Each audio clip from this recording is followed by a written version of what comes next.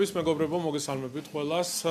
მინდა რამდენიმე საკითხი შევეხო, ინფორმაცია მივაწოდო დედაქალაქის მოსახლეობას. პირველი მინდა შევეხო თემას, რომელიც საკმაოდ აქტუალურია, ეხება სამუშაო ადგილებს, ვიცით რომ ძალიან ბევრია ადამიანი, ვინც ეძებს სამსახურს და პარალელურად ასევე ბიზნესი განიცდის კვალიფიციური კადრების ნაკლებობას. ჩვენ აქტიური კომუნიკაცია გვაქვს ბიზნესთან და ვიცით ყველა ის სფერო, ყველა იმ მიმართულება, სადაც საჭიროა კვალიფიციური პროფესიონალი კადრები. შესაბამისად, წამოვიწყეთ ძალიან მაგარი პროგრამა, ისწავლე და დასაქმდი, რომელიც ხელს უწყობს ყველა იმ ადამიანს, ვისაც სურვილი აქვს მოახდინოს თავისი შესაძლებლობების კიდევ უფრო პროფესიონალი გახდეს, მოხდეს მათი გადამზადება და რა თქმა უნდა, ასევე ვეხმარებით სამუშაო ადგილების მოძიებაში. მინდა მოგაწოდოთ ინფორმაცია, რომ მუნიციპალიტეტის მერია იწყებს პროგრამის ისწავლე და დასაქმნის ახალ ეტაპს და დღეიდან 31 მარტის ჩათვლით აცხადებს დაინტერესებული მოქალაქეების მიღებას ონლაინ რეგისტრაციას პლატფორმაზე დასაქმდი.g. პროგრამა ითვალისწინებს თბილისში რეგისტრირებული მოქალაქეების პროფესიულ მომზადება-გადამზადებას მოკლევადიანი პროფესიული კურსების მეშვეობით, შრომის ბაზარზე მოთხოვნადი სპეციალობებში და კერძო სექტორთან თანამშრომლობით დასაქმებით ხელშეწყობას. მოქალაქეების აღნიშნულ კურსებზე გადამზადება ცხადია არის უფასო, თქვენ არაფერი გადასახადი არ გექნებათ, ყველა ხარჯი რაც არის მუნიციპალიტეტი იღებს თავის თავზე, თქვენ უბრალოდ გეხმარებით და გვინდა ხელი შეგიწყოთ იმაში, რომ მოვახდინოთ თქვენი გადამზადება, კიდევ უფრო მაგარი პროფესიონალები გახდეთ და დაგეხმაროთ სამსახურის მოძიებაშიც. პროგრამის ფარგლებში მოქალაქეების მომზადება, გადამზადება განხორციელდება 70-ზე მეტ სპეციალობაში, მშენებლობის, ინჟინერიის, ინფორმაციული ტექნოლოგიების, კვების, ტურიზმის, მომსახურების, დიზაინის, ტრანსპორტის, ვეტერინარისა და ფინანსების სფეროში. მიმდინარე კონკურსის ფარგლებში წელს დაემატება 10 ახალი პროგრამა, მათ შორის გვაქვს ბრენდ დიზაინის შემსავლელი კურსი, ინტერიერის დიზაინი, კიბერუსაფრთხოების საფუძვლები, ადამიანების რესურსების მართვა, IT პროექტების მართვისა და ანალიზის შემსავლელი კურსი, კერამიკული ნაკეთობის დამზადება, კომპიუტერის აპარატურული პროგრამული პრობლემების ტექნიკის საქმიანობის შემსავლელი კურსი და ასე შემდეგ. თქვენ იცით, რომ აღნიშნული პროგრამა დიდი პოპულარობით სარგებლობს, ბოლო წლების განმავლობაში ჩვენ 10,000-მდე მოქალაქეს დავეხმარეთ და მივეცით შესაძლებლობა გადამზადებულიყო და 70% დასაქმების მაჩვენებელი გვაქვს. ეს საკმაოდ მაღალი მაჩვენებელია, თუმცა კიდევ გვაქვს რესურსი, რომ გავაუმჯობესოთ აღნიშნული მაჩვენებელი და კიდევ უფრო მეტ ადამიანს დავეხმაროთ. ასე რომ მეგობრებო, შეგიძლიათ მარტის ბოლომდე 31 მარტამდე დღეიდან უკვე დარეგისტრირდეთ, ვისაც სურვილი გაქვთ, აიმაღლოთ თქვენი კვალიფიკაცია, თქვენი პროფესიონალიზმი და შემდეგ უკვე მოხდეს თქვენი დასაქმება. მინდა შევეხო ასევე ერთ ძალიან მნიშვნელოვან პროგრამას, რომელსაც მუნიციპალიტეტი აფინანსებს, ახორციელებს და ასევე გვაქვს სიახლე აღნიშნულთან დაკავშირებით. თბილისის მერია აუტიზმის სპექტრის დარღვევის მქონე ბავშვებისა და მოზარდების მხარდაჭერას განაგრძობს და აუტიზმის სპექტრის დარღვევის მქონე ბავშვთა აბილიტაციის პროგრამაში ცვლილებებს მუდმივად ახორციელებს. მორიგი ასეთი ცვლილებით 1 აპრილიდან პროგრამით განსაზღვრულ მომსახურეობას დამატებით 300 ბავშვი და მოზარდი მიიღებს. ანუ დამატებით 300 ბავშვი შეძლებს აღნიშნულ პროგრამაში ჩართულობას. ეს სიახლე აუტიზმის შესახებ ცნობიერების ამაღლების მსოფლიო დღეს 2 აპრილს უკავშირდება და მიზნად აღნიშნული საჭიროების მქონე ოჯახების გვერდით დგომას ისახავს, რადგან ამ სერვისის უცხოურ რეჟიმში მიღება დიდ თანხებთან არის დაკავშირებული.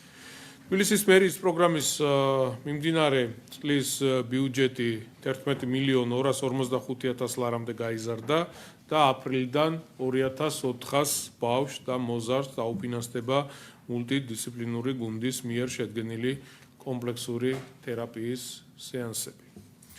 რაც შეეხება სერვისის განმახორციელებელ დაწესებულებს, მათი რიცხვიც გაზრდილია, რაც ძალიან კარგია, მნიშვნელოვანია. იანვრიდან მერიის პროგრამით გათვალისწინებული მომსახურების მიმწოდებლად მე-11 ორგანიზაცია ჩაერთო უკვე. აღსანიშნავია, რომ აუტიზმის სპექტრის დარღვევის მქონე ბავშვთა აბილიტაციის პროგრამის დაწყების დროისთვის პროგრამაში სერვისის მიმწოდებელი მხოლოდ 2 დაწესებულება იყო და 325 ბავშვი იყო ჩართული. ხოლო ბიუჯეტი დაახლოებით იყო 500,000 ლარი. მას შემდეგ პროგრამის ბიუჯეტი ყოველწლიურად იზრდებოდა და შესაბამისად მეტი ბავშვის დაფინანსება ხდებოდა შესაძლებელი, ასევე მოიმატა ერთ ბენეფიციარზე განსაზღვრულმა თანხამაც. გარდა ამისა, მერიის პროგრამის ფარგლებში თერაპიული სეანსები თავიდან მხოლოდ 2-დან 14 წლამდე ასაკის ბავშვებს უტარდებოდათ. ჩვენი გადაწყვეტილებით ჩვენ სულ რაღაც 2 წლის წინ თუ 3 წლის წინ დავიწყეთ დამატება პროგრამაში, რომ 18 წლამდე მოზარდებსაც ვეხმარებით და მათაც აქვთ შესაძლებლობა ჩაერთონ აღნიშნულ პროგრამაში.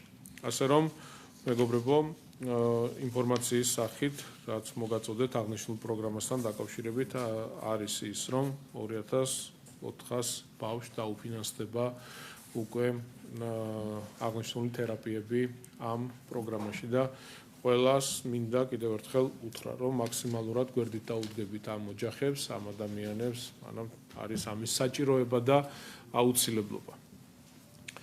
როგორც იცით, თბილისის მუნიციპალური ინსპექცია აქტიურად განაგრძობს უკანონოდ მიტაცებულ სახელმწიფო მიწებზე განხორციელებული მშენებლობების მონიტორინგს და კანონით გათვალისწინებული ღონისძიებების გატარებას. იყო შემთხვევები, გახსოვთ, დედაქალაქში, როდესაც სახელმწიფო მიწებზე ხდებოდა უნებართვოდ შენობა ნაგებობების განთავსება, რაც რა თქმა უნდა ძალიან დიდ პრობლემას წარმოადგენს, იმიტომ რომ ჩვენ გვაქვს სხვადასხვა პროგრამები იმ ოჯახებისთვის, იმ ადამიანებისთვის, რომლებსაც არ გააჩნიათ საცხოვრებელი, აქვთ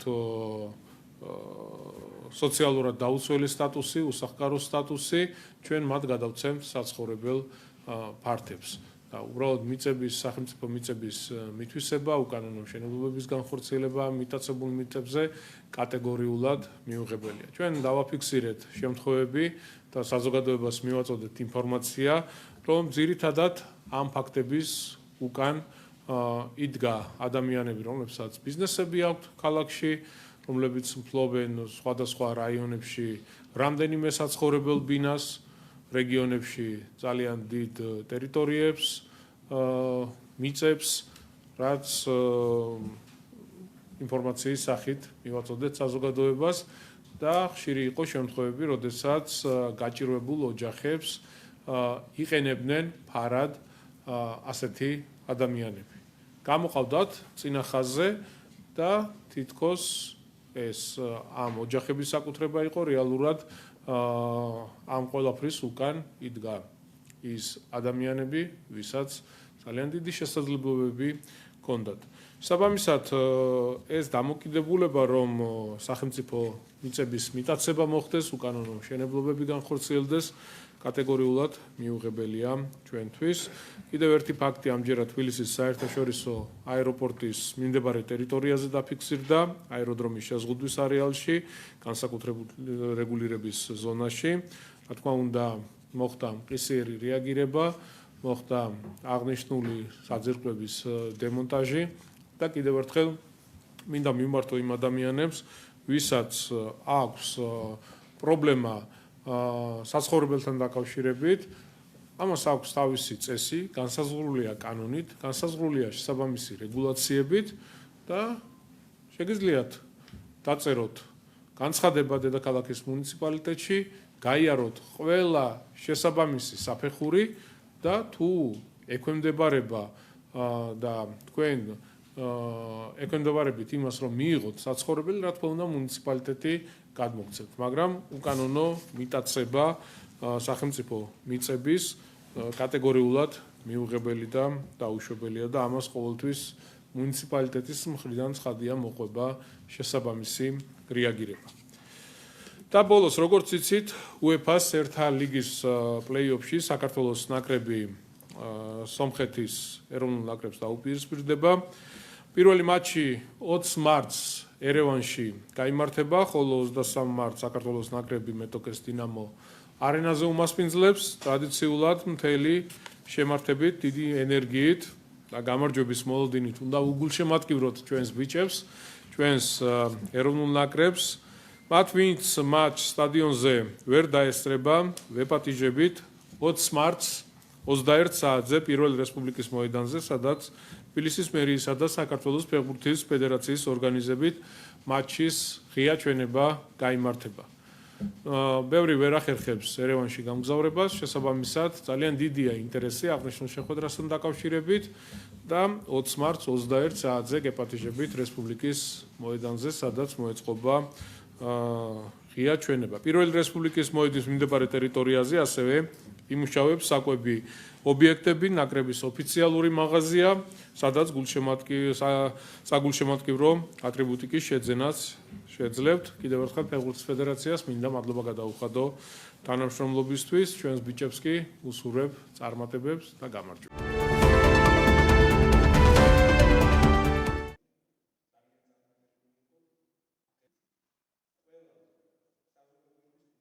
ამის მიუხედავად, რა თქმა უნდა, რჩება გამოწვევები.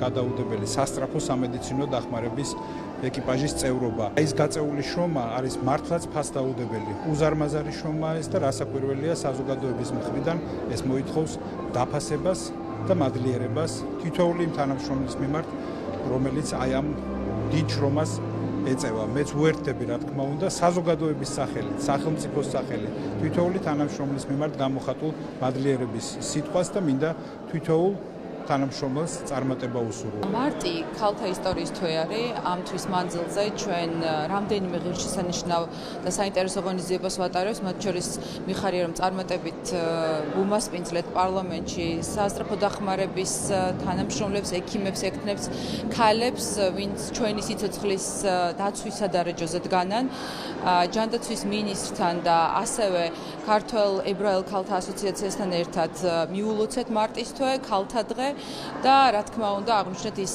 განუზომელი წვლილი, რომელიც თითოეულ მათგანს შეაქვს ჩვენი სიცოცხლის დაცვის სადარაჯოზე. ძალიან სასიამოვნო იყო ჩემთვის, პირადად ჩემთვის ის ფაქტი, რომ დღეს შედგა ეს შეხვედრა. ძალიან დიდი მადლობა მინდა გადაუხადო ჯანდაცვის მინისტრ ბატონ მიხეილ სარჯველაძეს, ქალბატონ ნინო წილოსანს. ძალიან ამაღელვებელი იყო და ძალიან სასიამოვნო იმ ადამიანების კიდევ ერთხელ მოსმენა, რომლებმაც შემთხვევით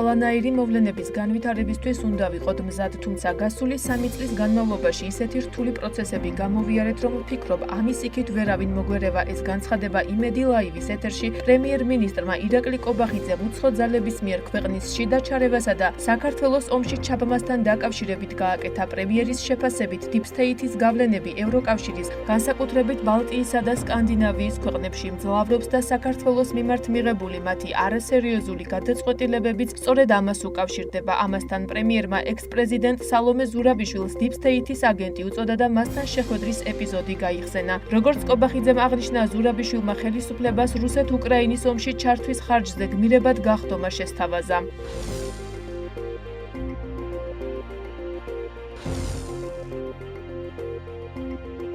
პრემიერის განცხადებით, მავნებლობის გარდა ერთადერთი კარგი საქმე, რაც გლობალური ომის პარტიამ გააკეთა ვაბანკზე წასვლა და თავისი აგენტურის სრულად გაშიფრვა იყო. Deep State ძალიან დაგვეხმარა რადიკალური ოპოზიციის პრაქტიკულად განადგურებაში. ეს იყო ჩვენი ერთ-ერთი მნიშვნელოვანი ამოცანა. საქართველოში დემოკრატიული სისტემა ვერ განვითარდება, ვიდრე ეს რადიკალიზმი არ დასრულდება და ისინი ჯანსაღი ოპოზიციით არ ჩანაცვლდებიან. აქედან გამომდინარე პრემიერმა თვითმმართველობის არჩევნებზეც ისაუბრა და აღნიშნა, რომ პოლიტიკურად განადგურებულ ოპოზიციას ქართული ოცნება 64-ვე მუნიციპალიტეტში დიდი უპირატესობით მოუგებს.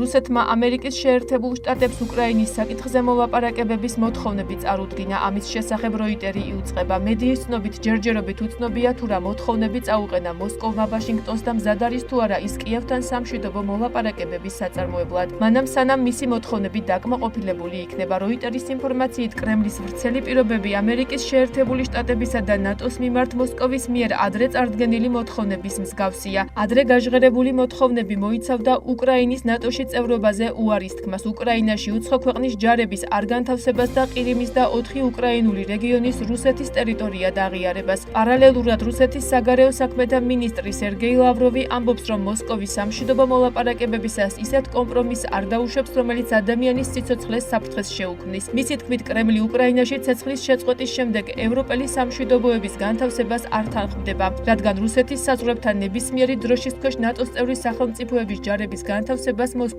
საფრთხედ განიხილავს.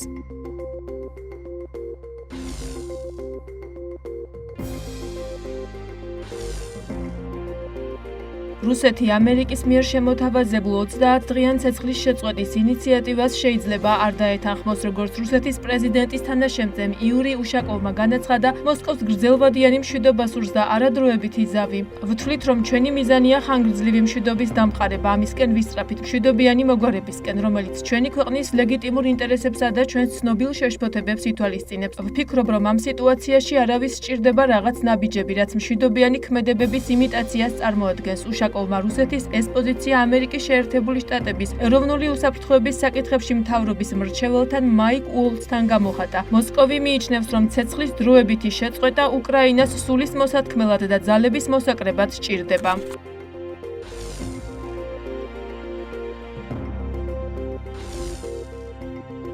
ევროპარლამენტმა უკრაინის მხარდამჭერი ახალი რეზოლუცია მიიღო. დოკუმენტის თანახმად ევროკავშირი ახლა უკრაინის მთავარი სტრატეგიული მოკავშირეა და ვალდებულია ქვეყანას თავდაცვაში დაეხმაროს. რეზოლუციაში ვკითხულობთ, რომ ევროპარლამენტარები მიესალმებიან 30 დღიანი ცეცხლის შეწყვეტის წინადადებას. მათი მოლოდინია, რომ რუსეთი დათანხმდება ამ მოთხოვნას, რის შემდეგაც უკრაინის მოსახლეობაზე და ინფრასტრუქტურაზე თავდასხმებს შეწყვეტს. ასევე ევროპელი ლიდერები თანხმდებიან, რომ რუსეთის შემდგომი აგრესიის შესაკავებლად კავშირმა წვლილი უნდა შეიტანოს უკრაინისათვის მყარი უსაფრთხოების გარანტიების უზრუნველყოფაში. რუსეთსა და უკრაინას შორის სამშვიდობო მოლაპარაკებების ფონზე ოლაფ შოლცი უკრაინის ყველა მოკავშირეს გრძელვადიანი მხარდაჭერისაკენ მოუწოდებს. გერმანიის კანცლერის აზრით, რუსეთის ერთ-ერთი მიზანი უკრაინის დემილიტარიზაცია, ამის დაშვება კი არ შეიძლება.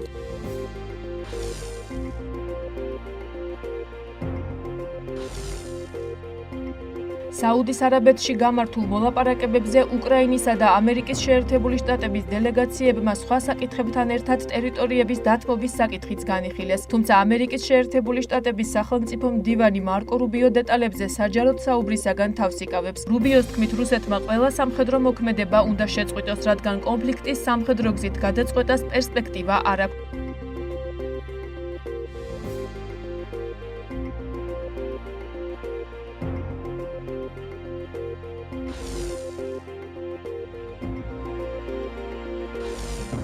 კანადაში დღეს დიდი შვიდეულის ქვეყნების საგარეო საქმეთა მინისტრები ერთმანეთს ხვდებიან. როიტერის ინფორმაციით აღნიშნული შეხვედრა დონალდ ტრამპსა და ამერიკის შეერთებული შტატების მოკავშირეებს შორის მზარდი დაძაბულობის ფონზე იმართება, რაც უკრაინასთან დაკავშირებით ამერიკის შეერთებული შტატების პრეზიდენტის საგარეო პოლიტიკის ცვლილებამ და ტარიფების დაწესებამ გამოიწვია. განხილვის მთავარი თემა ამერიკის შეერთებული შტატების სახელმწიფო მდივან მარკო რუბიოსა და კიევის წარმომადგენლებს შორის საუდის არაბეთში გამართული შეხვედრის შესახებ ინფორმაციის მიღება იქნება. დიდი შვიდეულის საგარეო საქმეთა მინისტრების გარდა ამ შეხვედრას ევროკავშირის უმაღლესი წარმომადგენელი საგარეო საკითხებში კაია კალასიც დაესწრება.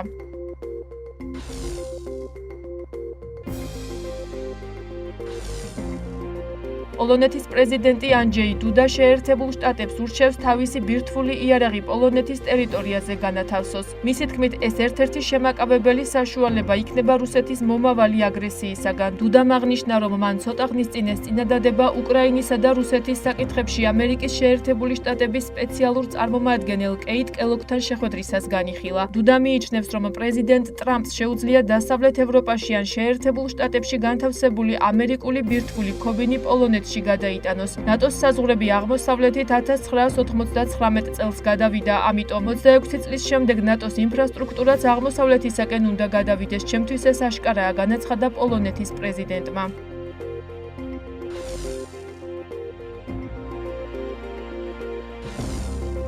რეჯეფ თაიფ ერდოღანი ევროკავშირს მოუწოდებს, რომ თუ ძალაუფლების დაკარგვა არ სურს, მაშინ ალიანსში თურქეთის სრულუფლებიანი წევრობა უნდა უზრუნველყოს. პრეზიდენტმა ამის შესახებ პოლონეთის პრემიერ-მინისტრთან შეხვედრის შემდეგ პრესკონფერენციაზე განაცხადა და აღნიშნა, რომ თურქეთი და პოლონეთი საკვანძო მოკავშირეები არიან, რომლებიც ნატოს აღმოსავლეთ და სამხრეთ ფლანგებზე იმყოფებიან და ევროპაში ორ-უმსხვილეს სახმელეთო არმიას ხელმძღვანელობენ. თურქეთის პირველმა პირმა კიდევ ერთხელ გამოთქვა მზადყოფნა რუსეთ-უკრაინის მოლაპარაკებებს უმასპინძლოს.